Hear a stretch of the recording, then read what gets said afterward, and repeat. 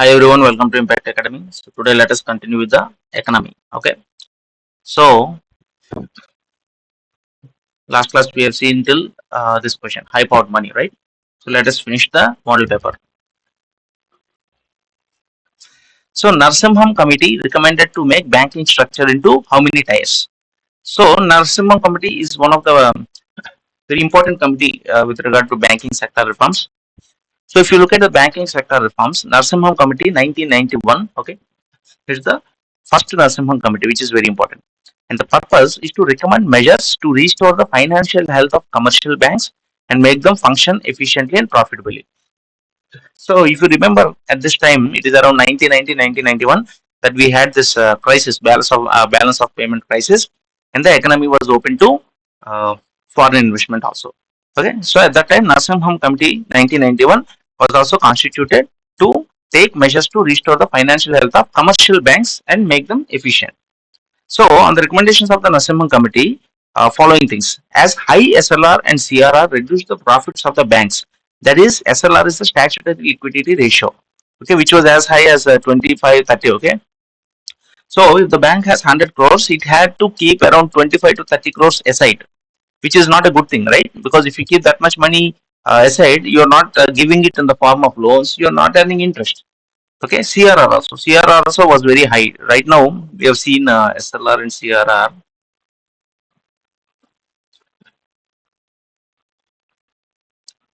So if you look at the current SLR and CRR, okay, CRR is 4.5%. Remember this, okay? Such questions will be asked.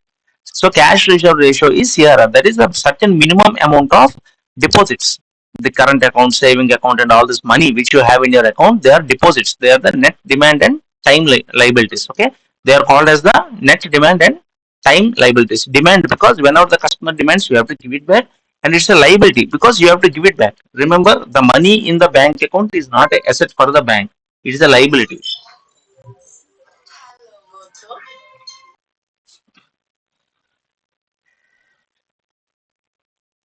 So 4.5% is the CRR and statutory liquid ratio is 18%. Okay, but back then it was very high. So as high SLR and CRR reduce the profits of the banks, government reduced them to so that banks have enough funds for allocation to agriculture, industry, trade, etc. Okay. So as per the recommendation of Narsimhan Committee, they reduced the SLR and CRR. Remember that is very important.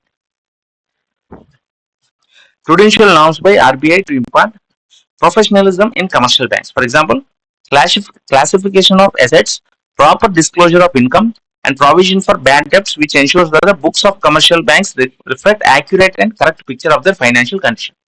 So, in banks, what happens is, for example, what I mean, I used to work in a bank, so I know this, right? What happens is, for example, you give a loan, okay? So when you give a loan and the other person is a well-known businessman, okay, and most of the banking happens on trust, okay. So if he is a good businessman, you trust him, you give him a loan. Okay, that's why this Vijay Mallya and all these things often happen because they trust the person. They trust Vijay Mallya is a very rich person, so he will not do anything wrong. Okay, even if something happens, he will be able to handle it. So that is why these loans are given most of the time. So if he is not able to pay the loan, so what you can do is you can temporarily create what you say, give him 1 lakh or something, okay, and make a credit, okay, make a credit and make the loan normal instead of showing it as an NPA. You can make it regularized, okay, so in some way or the other, and after that you can again give him as a sanction some other loan and give him part of it. So basically, for the time being, you are making it look like a regular account instead of showing it as a bad account. That is, the interest or the principal is not being paid for 90 days. It becomes an NPA, right? So instead of making it an NPA, in order to help the businessman, of course, that is also important because the customers are important for the bank, right? So what is this lack of professionalism? You can do something or the other. For example, in the gold loan also, you can say that the amount has been paid, make a credit account, and again debit it immediately, give the money back to him. Okay. So it will look like as if that old gold loan is closed and the new one is opened. But in actual, what happened is it's bad professionalism. Okay. So, a prudential norms by RBI to import professionalism in commercial banks. That is, if the account is going bad, immediately you have to show it as bad account. Okay, that will what you say stop any misuse in the future. Also, if a money is taken for a particular business, okay, in order to purchase some equipment. So instead of purchasing some equipment, if that money has been spent somewhere else, okay, for some other purchasing of something else. So even that the banks have the right to object to that. But often what banks do is they look away because customer is also important. If the customer is rich, okay, he can suppose he has taken 10 crores for one purpose. Suddenly he has some other purpose. He uses it for that other purpose. You usually turn away because that person is having thousands of crores of assets. Okay, he's a big businessman. So you know that okay, when the time comes on the 10 crores, he has to pay, for example, 50 lakhs EMI or something, interest or something. He will pay it from somewhere else. Okay, so all these things happen in banks. Okay, it's not exact. I mean, if that is not there, then they will not be able to do business because they have huge targets and all. So such things often happen. So Nasimhan committee also talked about this professionalism in bank. Next important thing is capital adequacy ratio. So capital adequacy ratio is the ratio of minimum capital to risk asset ratio. In April 1992, RBI fixed CAR at 8%.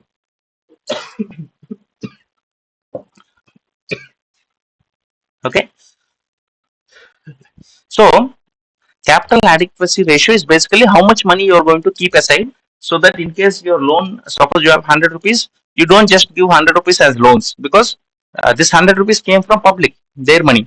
So someday you have to give it back to them. So out of the 100 rupees, you are going to keep a buffer. Okay. If you are giving, say, 10 crore loan, and then you are going to put around 8 crore as buffer for it, something like that, approximately. So you are going to have this buffer so that when you have to pay the money back to the customer, you will have some amount in your with your bank to pay it back comfortably.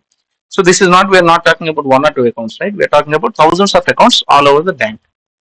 Okay. So as per current RBI norms, Indian scheduled commercial banks are required to maintain a CAR of 9%. Okay. So there back then it was 8%, now it is 9%, while Indian public sector banks are emphasized to maintain 12%.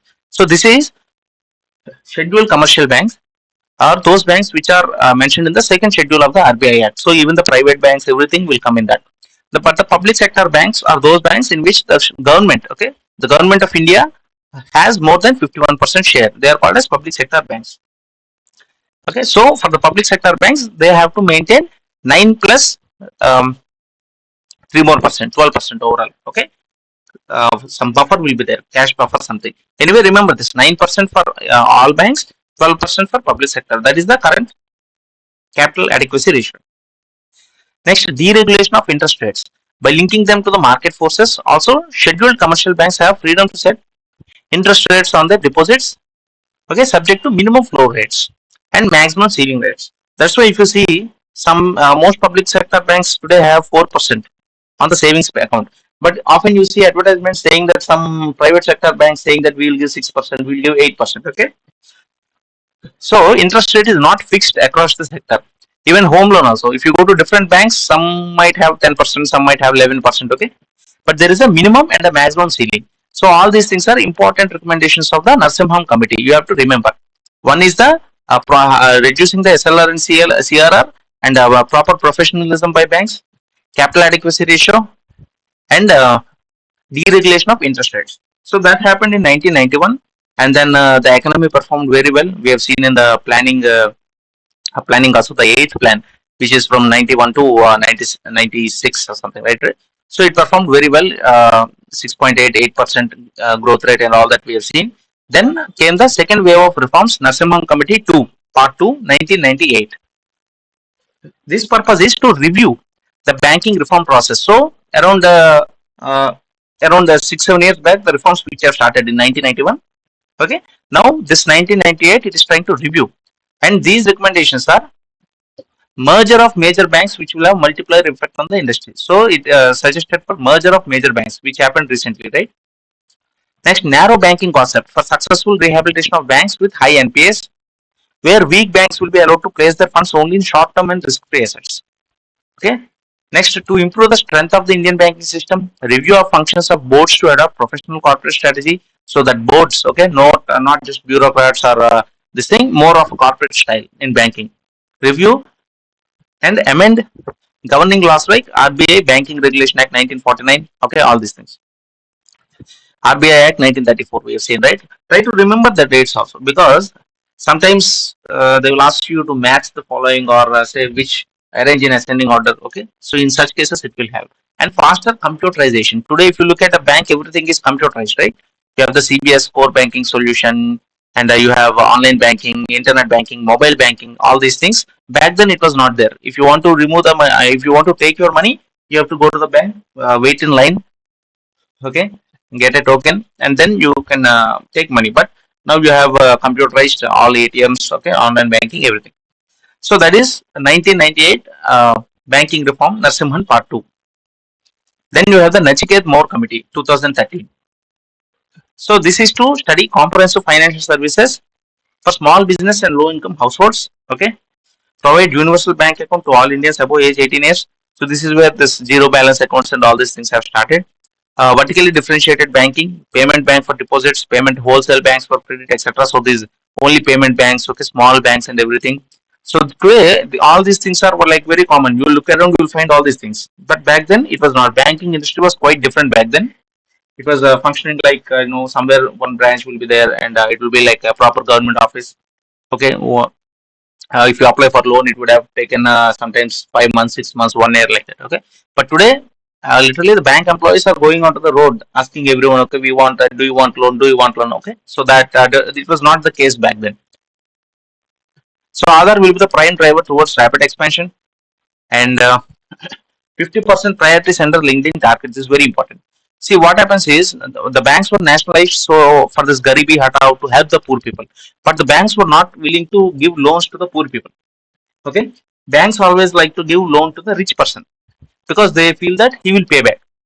Because if he doesn't pay back, the manager who has given the loan, he is held responsible. So obviously, he will not try to give a loan to a poor person. Okay, if someone comes and say, "I'll open a small industry, but I don't have anything else," okay, give me 10 lakhs loan. The manager will not give, because that person will take the 10 lakhs, try to do the business. If he succeeds, he might pay back. Otherwise, he might not pay back.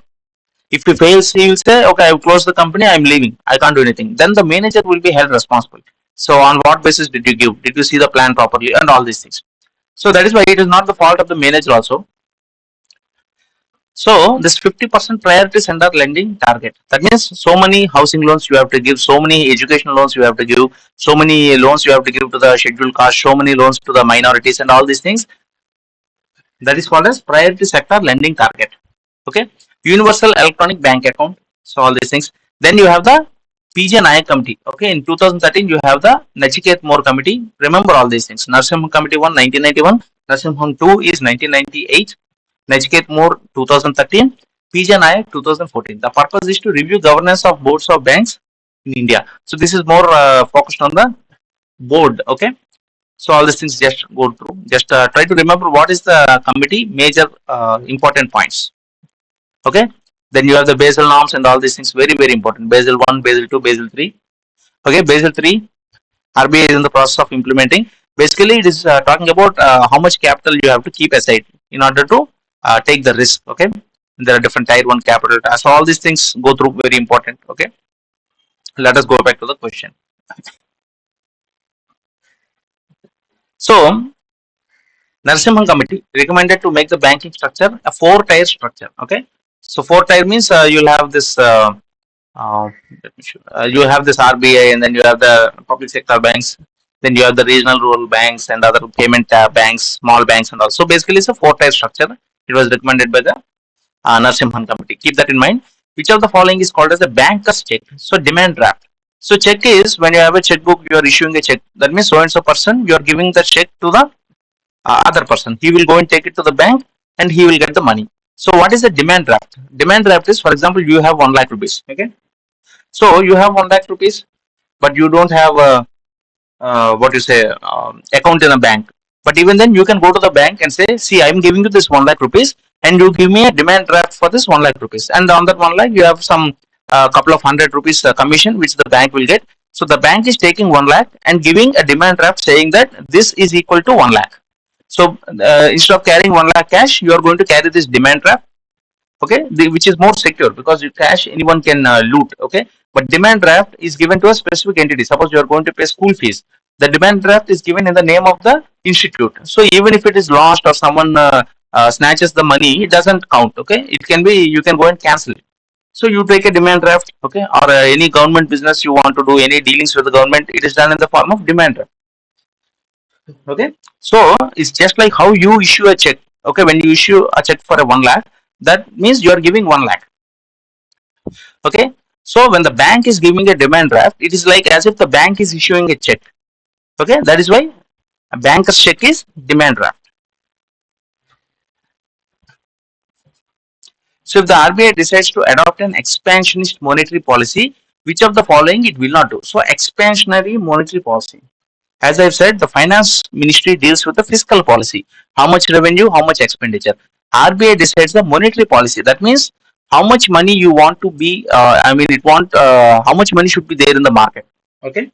For example, if the market is slowing down, if the market is slowing down, people are not having money, people are not buying. Okay, you are not buying new land, you are not buying cars, you are not buying anything because you have less money with you. Okay, so what the RBI will do, it will pump money into the market. How it can do? Okay, for example, CRR is there. Okay, so CRR and SLR, if the RBI decides to reduce the CRR and SLR, suppose the SLR is reduced from 25 to 18%. That means now the bank, previously it should keep 25% aside. Now it should keep 18% only. That means that remaining money is there with the bank to give to the people. So what will happen? The banks will lend more money. When the banks lend more money, suppose there is a small businessman, small factory. Okay, so he's looking to expand his factory. He's looking to keep one more factory. But he goes to the bank will say we are a little bit tight now, no money. But now if the SLR and CRR has been reduced, the bank will have more money. So they will say instead of 14% interest rate, we will charge 13% only because there is more money now. It want to attract more. So that factory person will get loan. He will take the loan, okay, and he will put another factory. Then he will give jobs to some 20, 30 people. So they're all getting salary. So money is slowly coming into the market, and those people who are getting salary, they will go and buy ice cream. They will go and buy food, buy a house. Okay. So if you want to pump money into the market, that is the expansionist monetary policy. Okay. So if it wants to remove the, suppose there is more inflation, now more people are having money in the hand. So for example, if you are going to buy a soap at 30 rupees, okay, now there is more money and more people are buying soaps. So what the company will do, it will make the soap 35 rupees. So that means inflation has increased.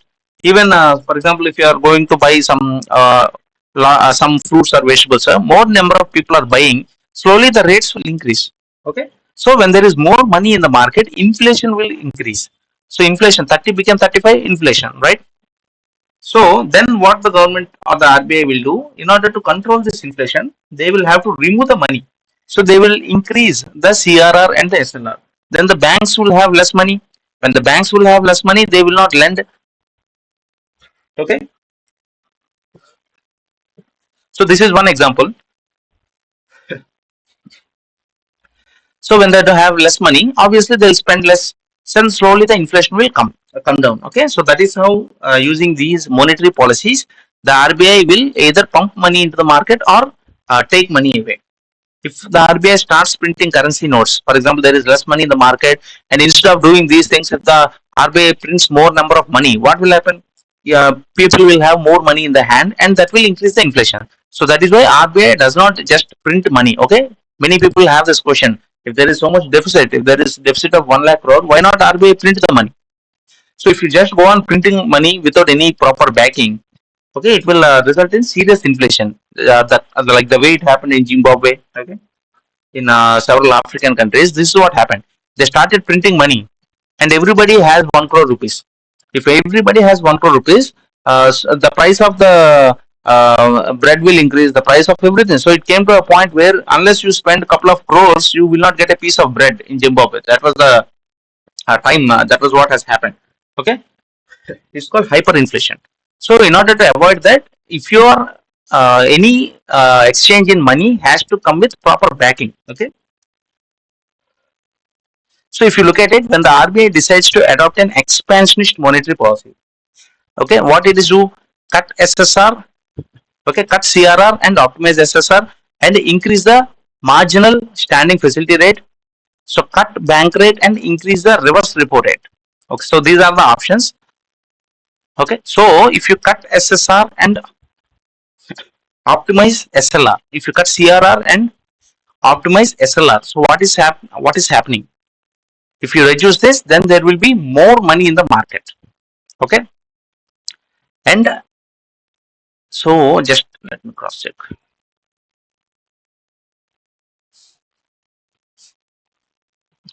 So marginal standing facility (MSF). So what is marginal standing facility? It's a window for scheduled banks to borrow overnight from the RBI in an emergency situation when interbank liquidity dries up completely. All that is fine. So basically, what is marginal standing facility is where banks are borrowing from the RBI. Okay, just like the repo rate. Repo rate is where the scheduled banks are borrowing from the RBI. Okay, so marginal standing facility is similar to the repo rate, only it's more like an emergency situation. That means, see, for example, repo rate is 6.5%. Okay, so repo rate is 6.5%, but marginal standing facility rate is 6.75%. Okay, so that means it is more 6.5 and this is 6.75. So it is almost around 20 percentage. Okay, 0.20 percentage more. That is because you are doing it in an emergency situation. Okay, so repo rate and marginal standing facility are more or less similar, but in the case of marginal standing facility, you are also marginal standing facility through which scheduled commercial banks can borrow additional amount of overnight money from the Reserve Bank, which is similar to repo rate. Repo rate is which Reserve Bank provides overnight liquidity to banks. So banks are borrowing from Reserve Bank is called repo rate. Okay, when the RBI borrows from the banks, it is called reverse repo rate. Okay, but in the marginal standing deposit facility, because there is an emergency, you are also pledging your SLR. Okay, when the scheduled commercial banks can borrow additional amount of overnight money from the Reserve Bank. So, so marginal standing facility is just like repo rate when the commercial banks are borrowing from the Reserve Bank, but they are also pledging the statutory liquidity ratio, okay, by dipping into the SLR portfolio up to a certain limit. There is a penal rate of interest. Okay, so similar to repo rate, but you are also pledging your SLR, that liquid assets, okay, cash, gold, and all that. So that is why if the repo, if you take normally, it is 6.5. But if you take in an emergency by pledging the SLR also on base of SLR, then that is a MSF. Okay, so MSF is more or less similar to repo rate. So 6.75%, that is more. So here what is trying to say, if the RBI decides to adopt an expansionist monetary policy, that means putting more money into the markets. Okay, that is expansionist monetary policy. Contractionist monetary policy is trying to take away the money from the market. Now, CRR and optimize SLR. So if you reduce CRR, what happens is there is more money with the banks. So that will give more money to the markets. Okay. So if you want to adopt an expansionist policy, you will have to cut CRR and optimize SLR. But here in the question, which of the following it will not do? Okay, he is not asking what it will do. So he is asking what it will not do. So that is where you have to be very careful. So if it is asking if the RBI wants to adopt an expansionist policy, then it will cut SSR and optimize SLR. But here, what it should not do? No, it should not cut SSR, CRR and SLR. Okay. So this is something it should not do. Fine. Next. Okay. So this is not related to expansionist policy. Next, increase the SMF rate. Okay. So increase the MSF rate. So MSF is like repo rate. What happens? The banks are borrowing from the RBI. So if the banks themselves are borrowing from the RBI, okay, that means there is more money in the market, right? So if you increase the MSF, so if you increase the MSF, what will happen? Banks will not want to borrow more money from the RBI. Like they have to borrow, they will borrow, but they will not be inclined to borrow casually from the Reserve Bank of India. So if you increase the MSF, what will happen? Expansionist policy will not work. Okay, basically you are working towards a contractionist policy. If you increase the MSF, there is less money with the banks and less money in the market. So that is a contractionary policy. So if it wants to adopt an expansionist policy, then it will not increase the MSF rate. What it will not do, try to observe this. If you want to go for expansionist policy, yes, you have to cut SRR and SLR. That is true. But if you want to go for expansionist policy, what you will not do, so you will not increase the MSF rate. Because if you increase the MSF rate, then there is less money with the public. So that is not expansionist policy. So you will not do this. So that is why answer is B only. Next, cut bank rate. So again, see, if you cut the bank rate and increase the reverse repo rate, that is the rate at which RBI borrows from the banks. So if you increase the reverse repo rate, then RBI will not borrow from the banks. Okay, then banks will have more money. And if you cut the bank rate also, then for example, if the bank is lending at 8-10%, few people will take loan. But if the bank rate is cut to 8%, then more and more business people will line up to take loans. So business people will be observing all these things. So if the bank rate is reduced, suddenly then they will go and take a loan, okay, in order to expand the business.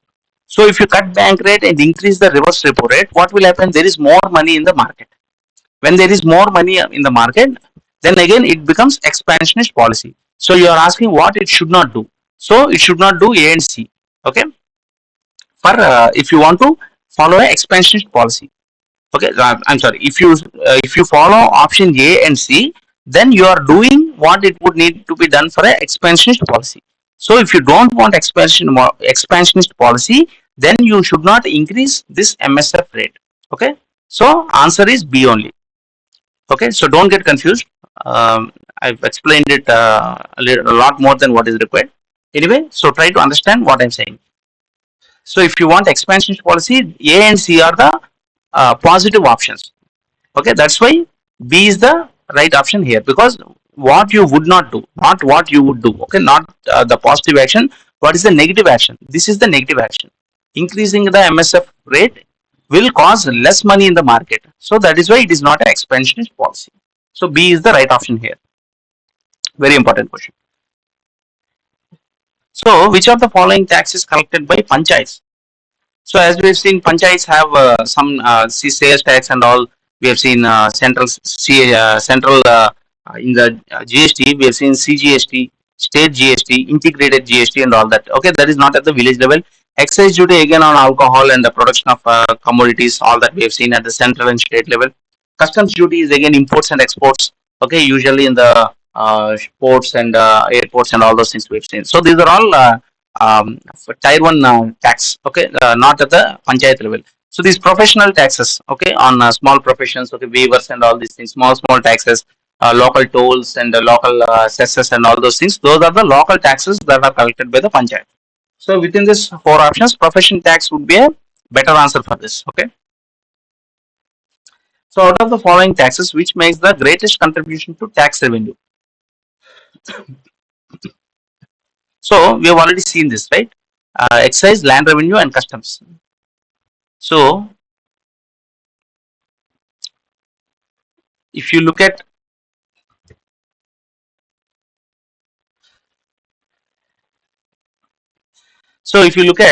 uh, most of the taxes, most of the money comes from borrowings, and that's the reason most of it goes to interest payments. Also, remember that 20%, and this is 28%.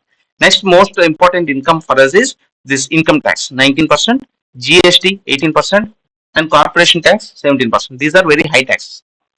So after that, if you look at excise and customs, excise is 5%, customs is 4%. So within this, excise is high. Okay. So what he is asking is non-tax receipts is 7%. So here is asking out of these following, which makes the greatest? So among customs and the excise, we've seen excise is 5%, customs is 4%, right? So excise is more. Land revenue is okay. Land revenue is this non-tax, a small part of this non-tax receipt. Okay, not these direct GST is on goods and services, income tax, corporation. These are the major ones. Okay. So within this, there are so many things. So if you take only land revenue, it will be less than this customs and excise. So among these taxes, excise duty 5% is the highest. Okay. So the gift tax was introduced in India in the year 1958. Okay, when the father gifts to the son or something, because then you don't have to pay the full registration amount and all those things. So there is a gift tax, and the gift tax was first introduced in 1958. So, which state in the India became the first to ratify the constitutional 122nd Amendment Act, that is the GST Bill of 2014. So, GST is the 122nd Amendment Act. Okay, and also a couple of things you have to remember, it is the 101 Constitutional Amendment Act, right? We have seen in polity, and it came into force in 2017. So, GST, we have to go a little bit in depth. GST is very important.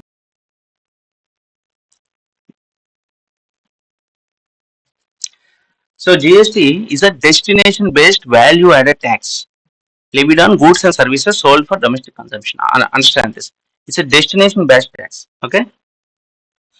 So GST was first introduced in 2014 as 122nd Constitution Amendment Bill, which is very important, and it was enacted as 101st Amendment Act 2016. Okay, that's also very important. 122nd Amendment Act. Okay, 122nd Bill, Constitution Amendment Bill. Okay, because all bills are not passed, only few of them become acts. So it became the 101st Amendment Act in 2016, and it came into force from 1st July 2017. This is also frequently asked. Okay, when did GST come into force? 1st July 2017. So if you look at some of the features, it is a destination based tax, and it is a value added tax. It removes cascading effect. So multiple layers of taxes are removed. Okay, all this VAT, MAT, okay, sales tax, cess, and all these things are removed. Okay, and it's a dual GST, that is the central and state, and also you have the IGST, which is the integrated one. Okay, for interstate commerce. Okay, and everything. GST and the supporting network, and GST rates are 0, 5, 12, 18, 28. Okay, and they are notified by the GST Council. And GST Council is Article 279A. We've already seen in polity, right? Very important. GST Council is Article 279A. There are 33 members, 2 from federal government, 31 from states and duties. Okay, and chairman is the union finance minister. Members of the ministers nominated by state governments, finance ministers, and one third voting power, and the two central has one third, and states have two third. Okay.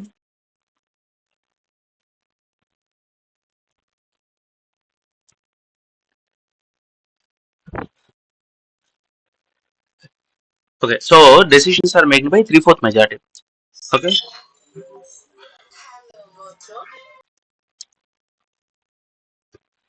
Okay. So all these advantages, challenges, and all these things we have seen. So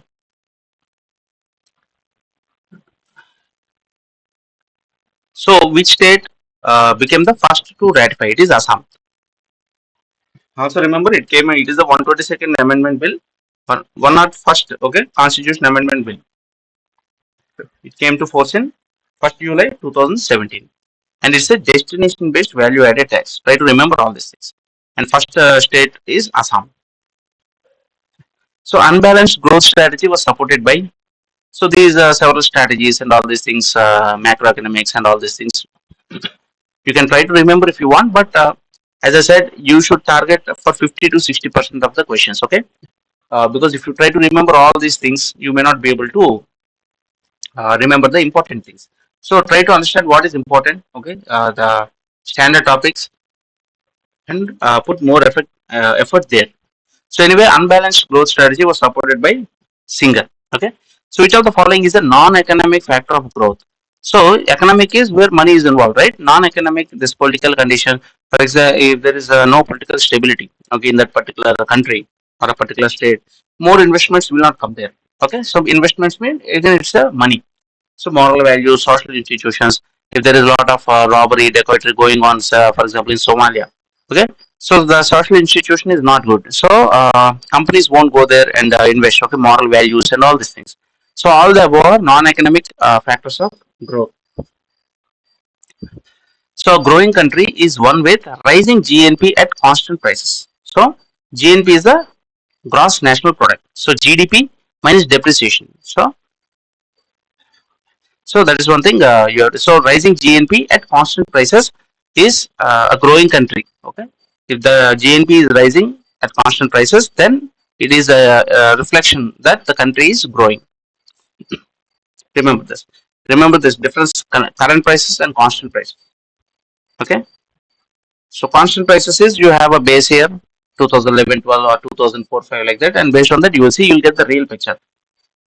So current prices might vary because of inflation and all those things. So you remember this, and also GDP, GNP, all those things. Let us have a quick look. Those are important. So GDP. So what is GDP? The total money value of all final goods and services produced within the domestic territory of the country. So GDP does not look at whether it is being produced by Indians or not. Okay, so even if it is a foreign company, that is taken into consideration. That's why GDP is usually considered as geography based, not nationality based. Remember that. So GDP is total worth of all goods and services produced within the domestic territory of the country. So that is very important. Not just by Indians, whether it is foreigners or anyone within the country. That is GDP. Only final goods and services are considered while estimating GDP. So only newly produced goods are counted. Not, for example, last year if there are 100 goods is considered in the GDP of that year. Okay, 50 are sold, 50 are not sold. So you don't take that 50 and add it to this year. Okay, only those which are newly produced. GDP, sale of goods that were produced outside domestic borders. Okay, so as I said, GDP is geography based. So even if it is by an Indian company, if the goods were produced outside India, then it is not considered.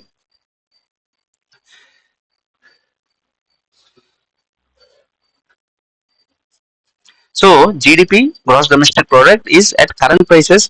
Current price reflects prevailing market prices. Okay. So when the GDP is measured at current prices, it is called as nominal GDP. Remember that because you're taking the current prices. So there is the inflation and everything, all that into effect. But when you take GDP at constant prices or the base year, whether it is 2004, 5 or 2011, 12, you take a base year and based on that you calculate. Then you get the real picture, right? So when GDP is measured at constant prices, it is called as real GDP. Try to understand. It is nominal GDP when you take it current prices because you're looking at what is it today. But if you want to get the real picture, then you take it constant prices, which is the base year 2011-12. So then you get the real GDP. Okay, so that is GDP. Now understand this. The difference between the constant and current prices is only that the impact of inflation. Okay, so only because of inflation you have this nominal GDP that is at the current prices. So GDP at current price, nominal GDP is not used to measure the macroeconomic variables. Fine. Real GDP reflects the true state of the economy. Because suddenly there might be inflation. Okay. Yesterday something that was 100 rupees, today suddenly it becomes 200. You should not take that into concern. Inflation because of inflation. So if you take the long term value based on the base year, then that is the real GDP, which is at the constant prices, not the current prices. Now GNP, gross national product. So, total value of all final goods and services produced by normal residents of a country during the financial year. So, as I said, GDP is usually considered as geography based. GNP is based as nationality based because you are talking about the Indians, normal residents of the country. So, it is the GDP of a country added with its income from abroad. Okay. So, as the name suggests, is the national identity. GNP is total value of goods and services produced by the nationals of a country. So the basic difference between GNP and GDP is the geographical boundary. So GDP means even from abroad, okay? No, within the geography of the country. GNP is by the residents of the country. So net foreign income or the net factor income from abroad is the difference between factor income received by normal residents of the country and factor income paid to foreign residents in the Indian domestic territory. Okay, so the difference between Indian income and foreigners income is the net foreign income. Okay, not factor income. So this GNP minus GDP plus this net factor income is the income of Indians. Okay, see NFIA minus income of Indians minus abroad. Okay, income of, okay, this is not very clear. Leave it, no problem. So look at the depreciation. What is depreciation? For you buy a car today, it is 10 lakhs. Okay, after 1 year, that price will become. If you want to sell it, you will have to sell it for 5 lakhs or 6 lakhs. Okay, you can no longer sell it for 10 lakhs because it is a used car. So that is called depreciation, the loss of value of fixed capital, even like machinery or building or anything. Okay, so that loss of value of the fixed capital is depreciation. Hence, depreciation is subtracted from the gross value of goods to obtain the net value.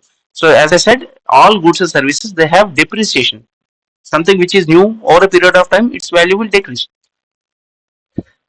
So, while GDP shows production within the boundaries of the country by both citizens and foreigners, GNP is a measure of value of output produced by normal residents, both within the geographical boundaries and outside also. So, understand this difference very clearly. GDP is within the boundary of the country, whether it is Indians or foreigners, doesn't matter. As long as it is within the geography of the country.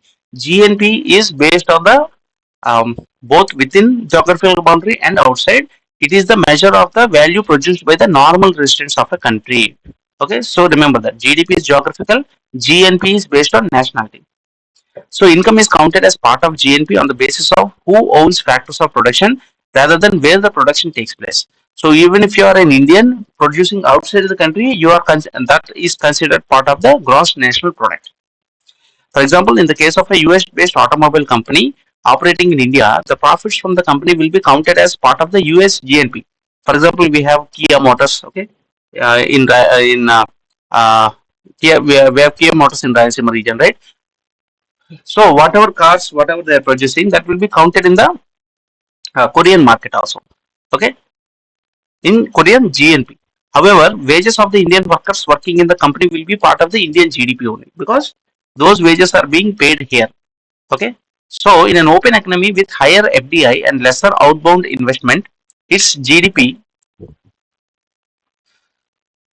is likely to be larger than the GNP. But GDP will be equal to GNP if it is a closed economy. So if it is a closed economy like North Korea or something, there is no outside FDI, then obviously GDP will be equal to GNP. Fine.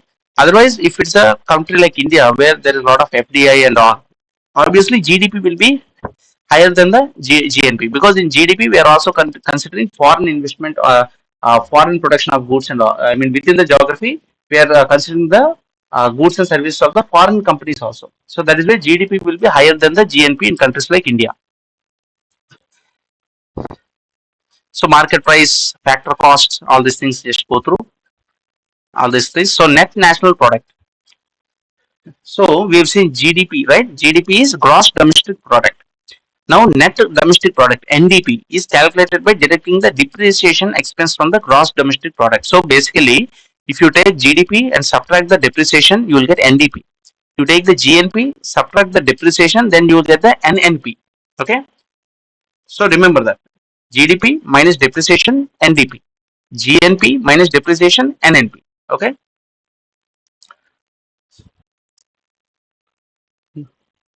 So all these things are fine. So net factor of income we've seen. If you remove the depreciation, okay, GNP and all that we have seen. So no need to go into too much depth about all these things. All this fine.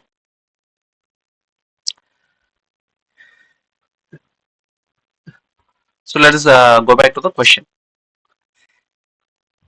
So we have seen about GDP, GNP, and all those things. So GNP is gross national product. That means of the Indians, the normal residents. Okay, the normal residents, all the goods and producers, they are producing. So if that is rising, then the country is rising. Okay. So rather than the GDP, you have to look at the GNP to find out what is happening. So next question. Okay. Personal income. Personal income is equal to national income plus transfer payments minus undistributed profits and corporate taxes. Okay. So what is national income?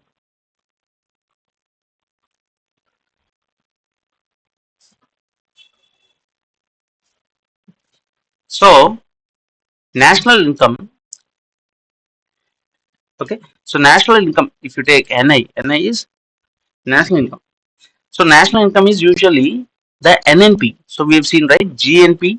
Okay, from the GNP, if you remove the depreciation, okay, that becomes the NNP, and that NNP minus indirect taxes and subsidies. Okay, if you take the NNP and subtract the indirect taxes and add the subsidies, then you will get the national income. Okay, and that national income plus these transport payments which come from abroad and all these things, and from that you have to remove this undistributed profits and corporate taxes. Okay, then that is the personal income. So just go through the theory part again, otherwise it might be confusing. Okay, and what this personal income, national income, and all these things. But at least remember this much.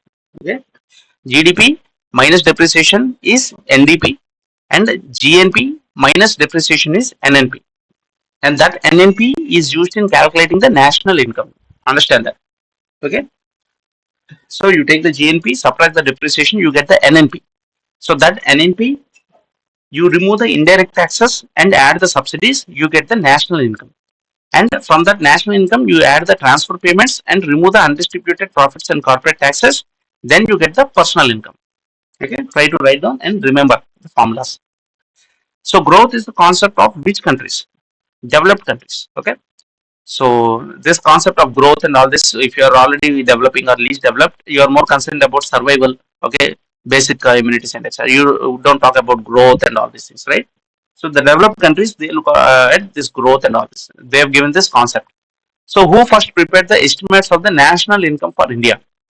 So Dadabhai Naroji is called as the grand old man of India.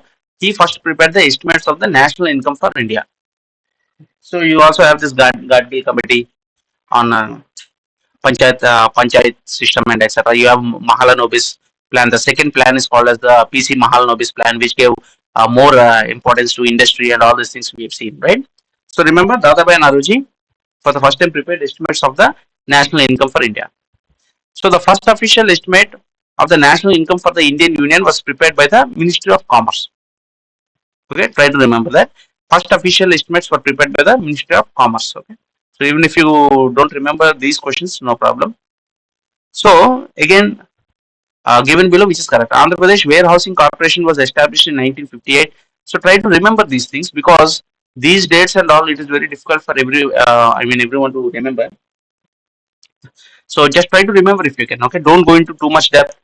Take each corporation and try to remember its founding day and founding year and all. But just try if you can. It's okay. Otherwise, no need. So Andhra Pradesh Warehousing Corporation was established in 1958. Yes, true. So in 1964, construction of Andhra paper mill was completed at Rajahmundry, which is true. So at least remember that the Andhra paper mill is in Rajahmundry. That much you try to remember. So, so in 1966, BHPV, okay, Bharat Heavy Plates and Vessels Limited was established in Visakhapatnam. So this is a very prominent industry in Visakhapatnam. Most people who are from Visakhapatnam will know that BHPV is there. So that is 1966. And State Agriculture University was established at Hyderabad in 1964. So all the four are correct. So just go through once and try to remember if you can. So which is the highest organization in State Cooperative Marketing Society? Which is AP Markfed. Okay, this is National Agricultural Federation for all that. AP Markfed is the highest organization in the State Cooperative Marketing Society. So which of the following is added to the national income while calculating personal income? So we have seen, right? First take GDP, okay, gross domestic product, all the goods and services within India. Next comes GNP, all those whether within India or outside India by normal residents of India, by Indians. That is GNP. So from GNP you remove depreciation, you get NNP. So NNP is part of the national income. NNP plus minus indirect taxes plus subsidy. That is national income. From national income, transfer of payment to individuals, you get personal income. We have seen this already, right? Some time back. So remember this. Remember that flow. GDP, GNP. Okay, from GNP minus depreciation, NNP, NNP plus subsidies minus taxes will come national income, and national income plus transfers and all that we've seen, right? That is personal income. So remember that.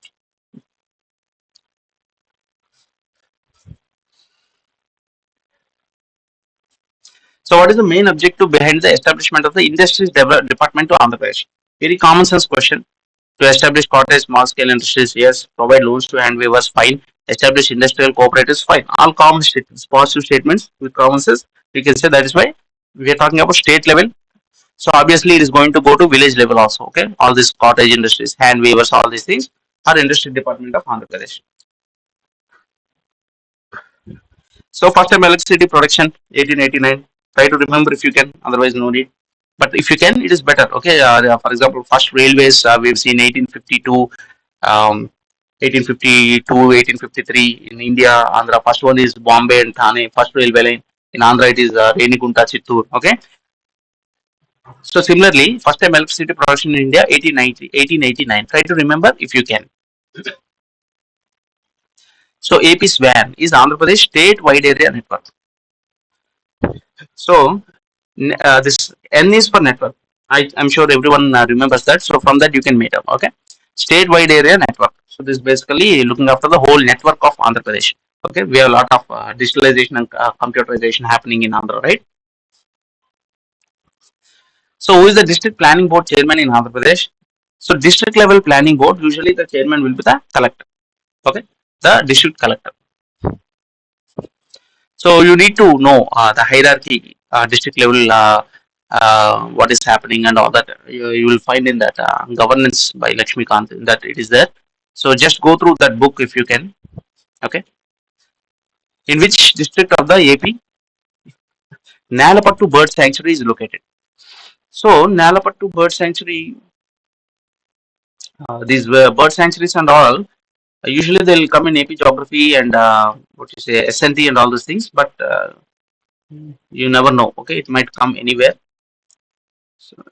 So, so wildlife sanctuaries in Andhra Pradesh. You have so Nalapattu Wildlife Sanctuary is in Tirupati, Nellore. Okay, remember this. Nalapattu Wildlife Sanctuary is in Tirupati, Nellore. Okay, we'll look in this AP Geography separate series is there. It has been detailed, covered in detail in that series. So go through that series if you have not gone. So Tirupati, okay, Tirupati in Nellore. Tirupati SPS Nellore. So it is a part of both, okay, Tirupati and Nellore. Because these wildlife sanctuaries and all these things, they won't be in just one state, right? So here you have Tirupati. Nellore is not there, so it is. If Nellore is also given, then you have to think which one you have. Anyway, okay. Next, rupees 2 per kg rice, midday meal schemes, etc. All these things implemented for the first time in sixth plan. Remember that. Remember fifth plan, Garibi Hatao. Okay, common minimum program, 20 plan program, all those things. 6.8 growth rate and all these things we've seen, right, in fifth plan. Okay, all those things remember. So sixth plan we have this midday meal schemes and all these things. Okay, remember that. Eighth plan comes after liberalization. So 91. Remember like that. Remember some link and remember the key points. Okay, don't go into depth about planning. So fiscal, insurance, real estate, they come under the service sector. I'm sure there's nothing much to that. So agriculture, industry, okay, this. So in this sense, you have to remember this one. So in India, services is the highest, 56%. But in Andhra, industry is highest, 41%. So agriculture is very low. Here, agriculture is actually better, 23%. Though it is within these three, it is low. Agriculture is more in India, in Andhra Pradesh. Industry is quite low in India, which is a bit of a problem actually, because from agriculture we have jumped directly into services. It's called leapfrogging. Okay, leapfrogging. Basically, from agriculture, if you look at any country, usually they start with agriculture, go through industry, then go to services. But India, from agriculture, we went directly to services. In Andhra, industry is high, services is only 36, 23. So remember all these figures, very, very, very important. Okay, so obviously service sector, we are talking this about India, unless and otherwise it is specifically mentioned Andhra Pradesh, you have to take it as India. And if that is the case, service sector is always high. How much? Very high, 56%, very high. All our okay, IT employees, Okay, all those things come under this. So by deducting the stable capital consumption from the value added capital, we get the net state domestic product. Okay, so this from the value added capital, you are removing the capital consumption. Okay, then what is you are getting is net state domestic product. Okay, remember that. So again, given the below, which is correct. So we've already seen about Niti Aayog, right? So we've already seen a couple of important points about Niti Aayog. So whatever you have seen about Niti Aayog or NABARD and all those things, try to remember those things. Beyond that, it will be difficult, okay, to remember anything else. So we've all seen on this, right? It's a think tank. So Planning Commission came in 1950. Then Niti Aayog came in 2015. Okay. So new body named Niti Aayog was established on January 1st, 2015. Neither constitutional nor statutory. And Prime Minister is the chairperson.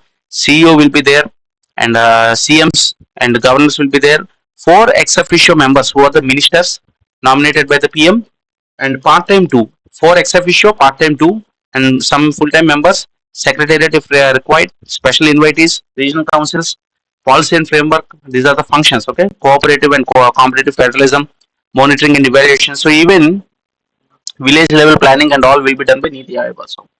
So fine. So those things we have to remember. See this one, Niti Aayog second meeting held in Mumbai. No one can remember these things.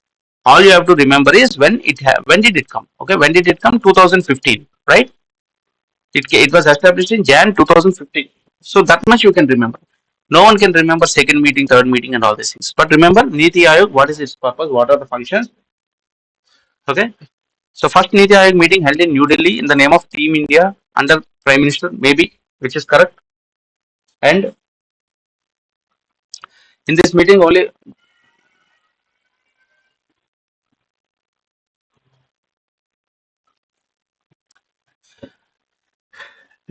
So try to remember first meeting Team India, and in this meeting only Prime Minister reasserted Sabka Saath Sabka Vikas. Try to remember, and all these things. Okay. See Niti Aayog second meeting. So if you look at the answer here, he's saying C is not correct. Okay. So apparently second meeting did not happen in Mumbai, or maybe not in July. Or even you cannot remember all those things. Okay. Such questions either go for 50% elimination or leave it, no problem. So what is the main reason for the sickness of the small scale industries in Andhra Pradesh? Okay, there could be several reasons. Reduced demand for experts, maybe. Okay, availability of skilled workers, maybe. Okay, government patronage can also be a reason. But if you look at it, among these things, it's saying that unpaid bank loan, maybe there are skilled workers everywhere, and the demand is also there. So government patronage is also there. Maybe he's talking about small scale industries, right? Maybe they are in a lot of bank. I mean, there is huge depth, and they're not able to pay it back. Okay, maybe that is the reason. So try to remember. Anyways, these things you can just with common sense you can sometimes answer these questions. Okay. So this first model paper is finished. So because economy requires more explanation, we are not able to complete one model paper. So one model paper is taking more than 1 or 2 sessions. Okay. So slowly we'll try to complete all 20 model papers, 20 plus something. Okay. And along that, with every model paper, this particular PPT we'll try to update. Whatever is there, we'll try to update so that by the end of 20 model papers, you have this one big PPT, or which will convert into PDF also. So in just before the exam, what you can do is you can take these questions, just go through this PPT once in a while and answer the questions. So when you do all these 20 model papers, then without any doubt, you will get easily 50 to 60 or 40 to 50 easily in the upcoming exam. Okay, in the 75 questions in group 2, easily you can get some 40, 45, 50. Okay, based on the and don't misunderstand. I mean, don't underestimate these one liners. Okay, they are very, very important. Thank you.